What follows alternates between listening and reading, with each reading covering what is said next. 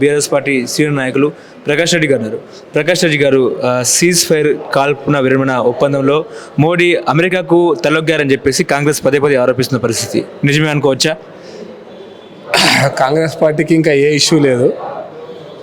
జరుగుతున్న పరిణామాలను అర్థం చేసుకోలేక ఇష్టం వచ్చినట్టు మాట్లాడుతున్నారు. వాళ్ళు భారత ప్రజలు గమనిస్తున్నారు. మోడీ ట్రంప్ మాట విన్నాడా, ట్రంప్ మోడీ మాట విన్నాడా, పాకిస్తాన్ ట్రంప్ మాట విన్నదా, ట్రంప్ పాకిస్తాన్ మాట విన్నదా, ఇవన్నీ కూడా కాలం ముందు ఉంది, కాలం బయటికి రావడానికి. ఈరోజు DGMO of India, DGMO Pakistan మధ్య చర్చలు. నిన్నటి నుంచి భారత సైనిక దళాల యొక్క చీఫ్స్ మాట్లాడుతున్న మాటల తర్వాత కూడా కాంగ్రెస్ పార్టీ ఇటువంటి మాటలు మాట్లాడడం దురదృష్టకరం. ఇంత స్పష్టంగా భారతదేశానికి మధ్యవర్తి లేడు అని చెప్పిన తర్వాత, ట్రంప్ మధ్యవర్తిత్వం అవసరం లేదని చెప్పిన తర్వాత, భారత ప్రధానమంత్రి స్వయంగా ప్రకటించిన తర్వాత ఇంకా వాళ్ళకు అనుమానాలు ఉంటే మాట్లాడుతువచ్చు. వాళ్ళు నోరు ఉంది కాబట్టి మాట్లాడుకుంటారు. అంతవరకు మాత్రం మనం పరిమితం అనుకోవాలి. అంటే భారత్ పాకిస్తాన్ దేశాల మధ్య దౌత్యపరమైన సమస్యలన్నీ కూడా మనం ఇంకో దేశం ఇందులో ఇన్వాల్వ్మెంట్ అయితే రాబోయే రోజుల్లో ఎటువంటి ప్రమాదం ఉండే అవకాశం ఉన్నట్టు? భారత దౌత్య సంబంధమైన ఇష్యూస్ కాదు.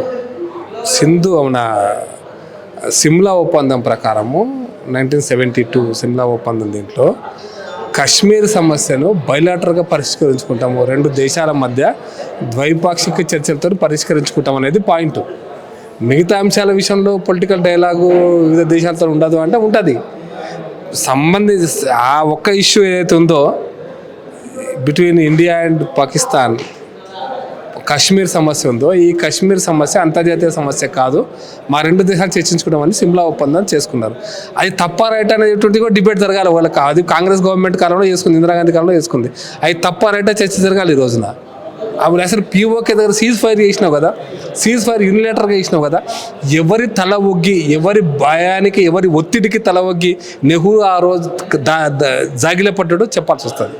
అందుకోసం ఆ రోజుకి అది చర్చ. ఇందిరాగాంధీ కాలంలో సిమ్లా ఒప్పందం అదే ఆ రోజు చర్చ. ఈ రోజు కూడా కాంగ్రెస్ పార్టీ ఇవన్నీ చేసిన కాంగ్రెస్ పార్టీ మాట్లాడుతుంటే నవ్వాలన ఏడవాలని అర్థమవుతలేదు.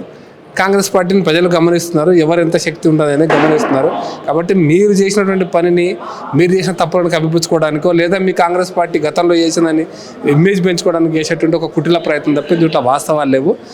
మనం ఒప్పుకున్నది కాశ్మీర్ సమస్య ఈజ్ ఏ బైలాటరల్ ఇష్యూ అని చెప్పి ఒప్పుకున్నాం. అది దాన్ని కట్టుబడి ఉన్నాం. పీఓకే విషయంలో కానీ, కాశ్మీర్ విషయంలో కానీ ఇంకా మాట్లాడేది లేదు అనేది మనం ఇప్పుడు కూడా మా ఆర్గ్యుమెంట్ అదే. ఇప్పుడు భారత ప్రభుత్వం స్టాండ్ కూడా అదే, చాలా క్లియర్. అది అంటే మోడీ పాకిస్తాన్కు భయపడ్డాడు, ఇందిరాగాంధీ పాకిస్తాన్కి భయపడలేదు, అందుకే ఒక్క మహిళ తన కాళ్ళ కిందకు పాకిస్తాన్ తీసుకొచ్చింది అనేది కాంగ్రెస్ వాదన. ఎట్లా మాట్లాడుతున్నారు అంటే కాంగ్రెస్ ఒక రకంగా దేశద్రోహ మాటలు, ఇవన్నీ కూడా దేశద్రోహానికి మాటలే అంటున్నాను నేను. 1000 మంది సైనికులు చచ్చిపోయినారు. 1000 మంది సైనికులు చచ్చిపోయారు భారత్ పాకిస్తాన్ యుద్ధంలో. అప్పుడు 71లో బంగ్లాదేశ్ దాన్ని తయారు చేసి పెట్టింది ఇందిరాగాంధీ. నేను అంటున్నా, ఈ రోజుకు సరే లెక్కల సంగతి మాట్లాడదాం. అప్పుడు ఒక్క బల్లే ఉండే, ఇప్పుడు 2 బల్లాలు తయారు చేసి పెట్టింది ఇందిరాగాంధీ అంటున్నా నేను. అప్పుడు ఒక్క పాకిస్తాన్ ఇటువైపు అటువైపు పాకిస్తానే ఉండే. ఇప్పుడు 2 రాజ్యాలు వేరు వేరు. అటు పాకిస్తాన్ అది నాయకత్వం వేరు, బంగ్లాదేశ్ నాయకత్వం వేరు. ఇప్పుడు 2 నాయకత్వాలతో దెబ్బతినాలా మనం ఇప్పుడు ఈ రోజున పరిస్థితి ఏంది? దాని మూలంగా బంగ్లాదేశ్ ఏర్పాటు అనేటువంటి దీని మూలంగా కొత్త దేశాన్ని తయారు చేసినా కానీ నా 1000 సైనికులు పొట్టన పెట్టుకున్న పరిస్థితులలో ఒక్క గజం భూమిని పాకిస్తాన్ ఆక్రమించుకున్న భూమిని మనం తెచ్చుకున్నామా? గజం భూమిని తెచ్చుకున్నామా? మరి మీరు సిమ్లా ఒప్పందం తప్పని మీరు ఈరోజు మాట్లాడినాం అనుకోండి, సమాధానం ఏంది కాంగ్రెస్ పార్టీది? కాంగ్రెస్ పార్టీ ఆ రోజున బంగ్లాదేశ్ మీద 13 రోజులు యుద్ధం చేసింది. బంగ్లాదేశ్ ప్రజల డిమాండ్ మేరకు జరిగింది. ఆ యుద్ధంలో భారత సైన్యం కోల్పోయింది. లక్షలాది రూపాయల ఖర్చు కూడా జరిగింది. 93,000 మంది సైనికులు మన చేతికి దొరికినారు. ఆ సమయంలో కూడా పాకిస్తాన్కి ఆక్రమిత కాశ్మీర్ తెచ్చుకోవడంలో విఫలమైన కాంగ్రెస్ పార్టీ సిమ్లా ఒప్పందం పేరు మీద భారతదేశాన్ని మొత్తాన్ని అమ్మినటువంటి కాంగ్రెస్ పార్టీ అని నేను అంటున్నా. భారతదేశం యొక్క ధనాన్ని, అంటే యుద్ధంలో కోల్పోయిన ప్రతి ఒక్క పైసా కూడా ఈరోజు వీఆర్ ఇన్ 2025. ఉక్రెయిన్ రష్యా యుద్ధంలో సంధి ఒప్పందం ఏంది అంటే నష్టపోయినంతగా ఉక్రెయిన్ రష్యాకి ఇవ్వాలని అంటున్నారు ఇప్పుడు ఈ రోజున. ఆ రోజు ఒక్క రూపాయిని కూడా నువ్వు పాకిస్తాన్ తీసుకోలేకపోయినవే. మరి ఇందిరాగాంధీ సమర్థురాలా? ఈ దేశాన్ని ఒక రకంగా రెండు బల్లాలతో మన ఒడిపించడానికి ఇందిరాగాంధీ చేసిన కుట్రల ప్రయత్నం అది. ఒక గజం భూమిని, పీఓకేలో గజం భూమి మనకు వచ్చిందా? పాకిస్తాన్ ఆక్రమించుకున్న భూమిని. దానికి ఎవరు బాధ్యులు? ఇందిరాగాంధీ బాధ్యురాలు. ఇందిరాగాంధీ ఒక రకంగా తన స్వార్థం కోసమని లేదా ముస్లింలకు సమర్థించినటువంటి ప్రయత్నం పేరు మీద బంగ్లాదేశ్ని గుర్తించి పాకిస్తాన్ మద్దతు ఇచ్చి ఈరోజు భారతదేశ భూభాగాల మొత్తాన్ని ఆక్రమించేసుకుంది పాకిస్తాన్. ఆ దాంట్లో పాకిస్తాన్ భాగమైంది తప్పిస్తే మనకు వచ్చింది ఏంటి? ఆ యుద్ధంలో మనకు వచ్చింది ఇది భారతదేశానికి వచ్చిన లాభం ఏంది? 1% లాభం చెప్పాలంటే భారతదేశానికి వచ్చింది 1%, 1 గజం భూమి. అందుకోసం మాట్లాడడానికి చరిత్ర తీస్తే అలా బట్టలు ఇప్పాల్సి వస్తుంది, కానీ అది వద్దు. ఇప్పుడు ఆ చర్చ ఇప్పుడు ఇందిరాగాంధీ చేసింది కరెక్ట్ అంటారా? ఆ రోజుకి అది ఆ రోజుకి చర్చ, ఈ రోజుకి ఇది చర్చ. నేను మొన్న భారత ప్రభుత్వం చేసింది కరెక్ట్, రేపటికి భారత ప్రభుత్వం చేసింది కరెక్ట్. అంతర్జాతీయ ఒప్పందాల విషయంలో, అంతర్జాతీయ నిర్ణయాల విషయంలో భారత ప్రభుత్వం చేస్తుంది. అంతే తప్పిస్తే ఒక వ్యక్తి చేయడు, అది ఒక పార్టీ చేయదు. ఇది భారత ప్రభుత్వం చేస్తుంది కాబట్టి ప్రభుత్వ నిర్ణయాలను గౌరవించాలి అంతే. ఇది గౌరవించలేనటువంటి ఒక దుర్మార్గపు పార్టీ దేశంలో ఉంది. దాన్ని నేను బాధపడుతున్నాను. అంటే ఇరు దేశాల వాణిజ్య పరమైన లాభాన్ని మోడీకి అంటే ట్రంప్కి ప్లస్ పాయింట్ ఉండే అవకాశం ఉంది కాబట్టి ట్రంప్ ఇంట్లో దూరారంటే ఏం చెప్తారు? అసలు పాకిస్తాన్తో వాణిజ్య ఒప్పందాలు ఎవరికి కావాలి? ఈరోజు చైనాకి తప్ప ఎవరికి లేవు వాణిజ్య ఒప్పందాలు. పాకిస్తాన్కి అమ్మగలిగింది ఏముంది? అమెరికా కానీ ఇంకో దేశం కానీ. పాకిస్తాన్లో మనుషులు బ్రెడ్ కొనడానికే పైసలు లేకపోతే వాళ్ళకి ఏం కొంటారు? వాళ్ళు పెట్రోల్ కొనడానికి పైసలు ఉన్నాయా వాళ్ళ దగ్గర? ఏం కొంటారు వాళ్ళు? $1 is equal to 280 rupees, 300 rupees వాళ్ళ పాకిస్తాన్ కొనుగోలు శక్తి, పాకిస్తాన్ ప్రజల కొనుగోలు శక్తి అధ్వాన్నంగా ఉంది. ఈరోజు పాకిస్తాన్ ఆర్థిక పరిస్థితి దివాలా తీసింది. పాకిస్తాన్లో అంటే వాళ్ళ తిండికే సస్తున్నటువంటి దేశం అది. అక్కడ అగ్రరాజ్యానికి ఏముంటుంది? ఏదైనా ఉంటే భారతదేశానికి ఉంటుంది, ఎందుకంటే అక్కడ తయారైన వస్తువులు ఏదైనా భారతదేశానికి రావాలండి. చైనా కూడా భారతదేశమే ఈరోజు ఎక్కువ గొప్ప కన్జ్యూమర్, వినియోగదారుడు. చైనా తయారయ్యే ఉత్పత్తులు అత్యధికం భారతదేశానికే వస్తున్నాయి. కాబట్టి చైనాకు భారతదేశానికి మధ్యనే లావాదేవీలు ఎక్కువ ఉన్నాయి. అయితే చైనాకు ఆ సిల్క్ రోడ్ ఒకటి, అది వయా కరాచీ వరకు వెస్ట్రన్ చైనా పారిశ్రామిక అభివృద్ధి కోసం వాళ్ళు కరాచీ వరకు రోడ్డు వేస్తున్నారు. ఆ రోడ్డు పాకిస్తాన్ ఆక్రమిత కాశ్మీర్లో ఉంది. కాబట్టి ఆ కాశ్మీర్ భూభాగం వాళ్ళకు పాకిస్తాన్ వైపు ఉన్నంతకాలం వాళ్ళకి సేఫ్ అనుకొని చైనా మద్దతు ఇస్తుంది తప్పిస్తే ఇది అమెరికా వ్యాపారానికి మొన్న జరిగినటువంటి దీనికి ఏం సంబంధం లేదు. అమెరికా పాకిస్తాన్లో వ్యాపారం లేదు, పాకిస్తాన్ వచ్చే రూపాయి లాభం కూడా లేదు అమెరికాకి. ఓకే, ఇప్పుడు ఇలాంటి సమయంలో పిఓకుని ఆక్రమిస్తే ఎటువంటి చర్యలు ఉండే అవకాశం ఉంది? పిఓకుని ఆక్రమించడానికి చాలా కష్టం, అంత ఈజీ కాదు. చెప్పుకున్నంత మాటలు చెప్పుకున్నంత ఈజీ కాదు.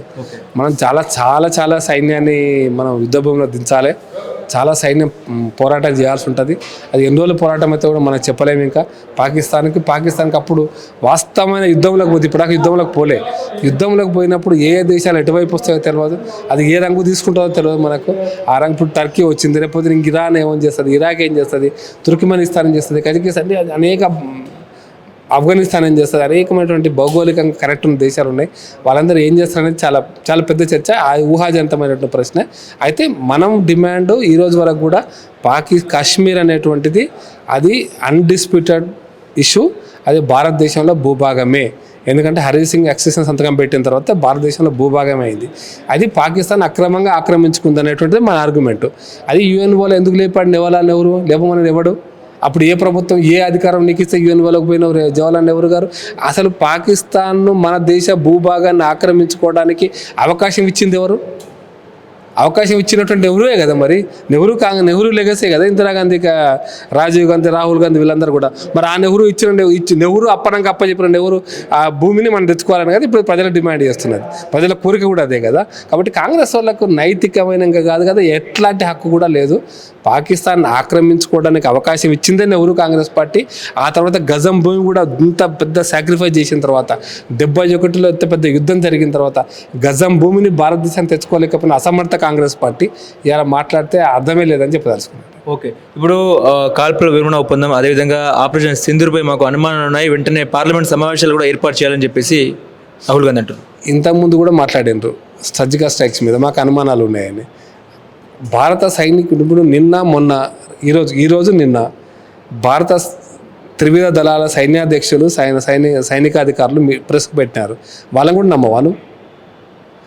ఏ స్థాయికి దిగజారంటే 3 అధికారులు కూర్చొని ప్రెస్లో చెప్పిన విషయాలను కూడా ఇంకా నీకు అనుమానం ఉందా? సింధూర్ విషయంలో వాళ్ళు చెప్పారు కదా డైరెక్ట్గా, ఈరోజు కూడా చెప్పారు కదా. పాకిస్తాన్ భారత సైన్యాధికారులు మేము ఏం చేసినామో చెప్పారు కదా వాళ్ళు. ఇంకా అనుమానం ఉంటే పార్లమెంట్ పెట్టుకుందాం. ఇంకా కాంగ్రెస్ పార్టీకి ఈ విషయంలో అనుమానం ఉంటే పెట్టుకుందాం. భారత ప్రజలకు ఎవ్వరికీ అనుమానం లేదు. భారత ప్రజలందరికీ క్లారిటీ వచ్చేసింది. భారతదేశం పాకిస్తాన్ విషయంలో ఏం చేసిందో క్లారిటీ వచ్చేసింది. రాంది కాంగ్రెస్ పార్టీకి లేదా రాహుల్ గాంధీకి ఒక్కరికి రాలేదు. రాహుల్ గాంధీ క్లారిటీ ఎప్పటికీ రాదు. ఎందుకంటే భారతదేశం కోణంలోంచి రాహుల్ గాంధీ భారతదేశం చూడాడు. భారతదేశ సైన్యాన్ని గౌరవించేటువంటి అది లేదు. సైన్యాధ్యక్షులు సైనికాధికారం చెప్పిందని కూడా గౌరవించకపోతే అంతకంటే దేశద్రోహం మాట ఇంకోటి ఉంటుందని అంటున్నా. అంతకంటే దేశద్రోహం మాట ఉంటుంది. సైనికులు నమ్మకపోతే నిన్ను ప్రజలు నమ్ముతారా? భారత ప్రజలు భారత బీజేపీ పార్టీ కాదు, ఈ రోజున భారత ప్రభుత్వం కూడా కాదు. You have to respect the army. భారత పోరాటం చేసేది ఆర్మీయే కదా. ఆ సైన్యం మీద నమ్మకం ఉంచి వాళ్ళు ఏం చెప్పారో మొదలు వాళ్ళు చెప్పింది కన్విన్స్ కాకపోతే అప్పుడు మాట్లాడదాం పార్లమెంట్లో ఎవరు మాట్లాడతారు? భారత ప్రధానమంత్రి, రక్షా మంత్రి, హోంమంత్రి మాట్లాడతాడు. సైనికుల కంటే ఎక్కువ ఉంటుందా నీకేమన్నా? సైనికుల కంటే ఎక్కువ విశ్వాసం నీకు ఉంటుంది రాజకీయ పార్టీ వ్యవస్థలో? సైనికులు చెప్పింది నమ్మకపోతే ఇంకేం నమ్ముతావు ఇంకా నువ్వు దేశంలో?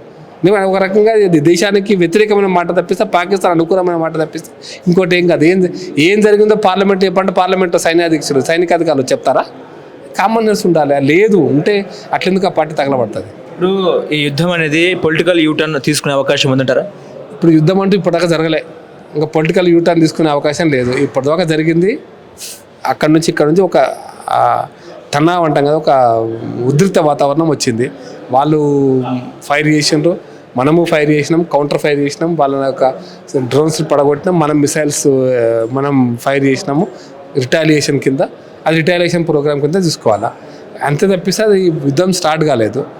యుద్ధం స్టార్ట్ అయినప్పుడు మనం మాట్లాడుకుందాం. ఇప్పటికైతే పొలిటికల్ టర్న్ లేదు, ఏ టర్న్ లేదు. ఇప్పుడు ఇది పెహల్గాంలో జరిగినటువంటి సంఘటనకు భారత ప్రభుత్వం ఇచ్చిన ఫిట్టింగ్స్ రిప్లైకి వాళ్ళు చేసినటువంటి చర్య, పాకిస్తాన్ డ్రోన్స్తో జరిగిన చర్యకు ప్రతీకారంగా మనం కొంత మిలిటరీ యాక్టివిటీ చేసిన తప్పిస్తే అంతకంటే ఎక్కువేం కాదు.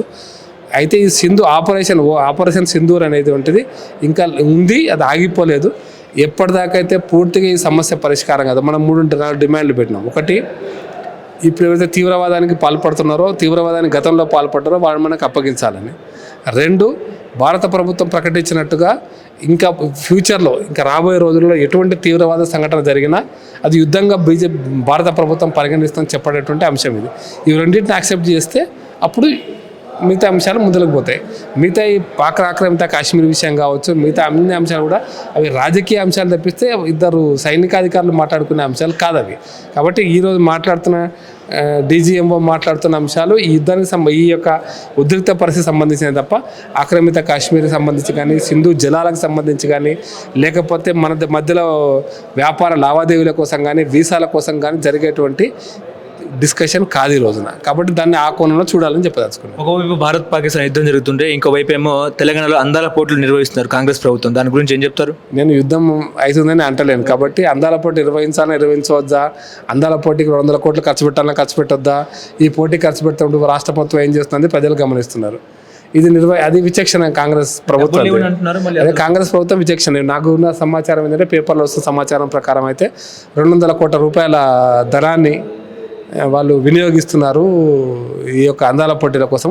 డైరెక్ట్గా పోటీల కోసం ఇస్తున్నారని కాదు, అక్కడ అవసరమైనటువంటి ఇన్ఫ్రాస్ట్రక్చర్ తయారు చేయడానికి అని ఇస్తున్నారు. మొన్నటిదాకా ఈ కార్ రేస్ ఫార్మా ఈ కార్ రేస్ను విమర్శించారు. ప్రభుత్వ సొమ్ములు అప్పచెప్పారని చెప్పినారు. ఇది కూడా అందులో ఆ టైప్ ఆఫ్ యాక్టివిటీ. రూపాయి లేదు, పొట్ట చేస్తే రూపాయి లేదు, ఉద్యోగస్తులకు పెన్షన్ ఇవ్వలేకపోతున్నా, అది ఇవ్వలేకపోతున్నా. రేవంత్ రెడ్డి గారు 200 కోట్ల రూపాయలు అప్పనంగా దీనికోసం ఖర్చు పెట్టామంటే దానివల్ల కాస్ట్ బెనిఫిట్ రేషియో ఎంత ఉంటుందని ఆలోచన చేయాలి. ఈ పోటీల వల్ల తెలంగాణ రాష్ట్రానికి లాభం జరుగుతుందంటే నాకైతే 100% ఈ పోటీల వల్ల తెలంగాణకు వచ్చే లాభం లేదు. తెలంగాణకు ఒక రకంగా మీరు పెడుతున్న ఖర్చు నష్టమే తప్పిస్తే లాభం లేదు. కాబట్టి అందాల పోటీలు పెట్టొద్దా అనేది ఆ ప్రభుత్వం యొక్క విచక్షణ. ప్రభుత్వం ప్రజల నుంచి వచ్చేటువంటి రియాక్షన్ కూడా చూసుకొని మీరు ఆలోచిస్తే మీకు మంచిది, రాష్ట్రానికి మంచిది. తెలంగాణలో ఆపరేషన్ కగర్ ఆగిందంటారా? తెలంగాణలో కాదు, ఆపరేషన్ కగార్ జరుగుతుంది. ఛత్తీస్గఢ్ తెలంగాణ బార్డర్ మధ్య ఆపరేషన్ కగార్ అనేది 1 సంవత్సర కార్యక్రమం. అది ఆపరేషన్ కగార్ అనేది కర్రగుట్ట జరుగుతుంది. ఒక్కటే ఆపరేషన్ కగార్ కాదు. ఈ దేశంలో మావోయిస్టు భావజాలంతో తుపాకీ పట్టుకొని తుపాకీ ద్వారా రాజ్యాధికారం కోసం పోరాటం చేస్తున్నటువంటి రాజ్యాంగ వ్యతిరేక శక్తులు, ఈ దేశ ప్రజాస్వామిక వ్యతిరేక శక్తులను అణిచేటువంటి కార్యక్రమే ఆపరేషన్ కగార్. ఆ కగార్ కొనసాగుతుంది. ఆ కగార్ చివరి నక్సలైటు లొంగిపోయేంత వరకు, తుపాకుల ద్వారా రాజ్యాధికారం అనే చర్చ లేనంత వరకు, ఈ తుపాకులన్నీ కూడా సరెండర్ అయ్యేంత వరకు కొనసాగుతుంది. వాళ్ళు చర్చలకు ఓకే అంటున్నారు, మీరేమో అటాక్ చేస్తున్న పరిస్థితి. వాళ్ళు చర్చలకు ఓకే అనడం అనేది అంటే బూటకం అది. చర్చలో ఓకే అనడం అయితే తుపాకీ పక్కన పెట్టి వస్తాను చర్చించాలంటారు. నీ చర్చలు ఏంటి అసలు? నీతో చర్చించాల్సిన అవసరం ఏంది? తుపాకీ పట్టుకున్న వ్యక్తి నేరస్తుడు. అది దొంగ తుపాకీ, అక్రమ తుపాకీని చేతిలో పట్టుకుంటావు, నువ్వు నేరస్తుడివి. నేరస్తుడితో చర్చలు ఎక్కడ ఉంటాయి?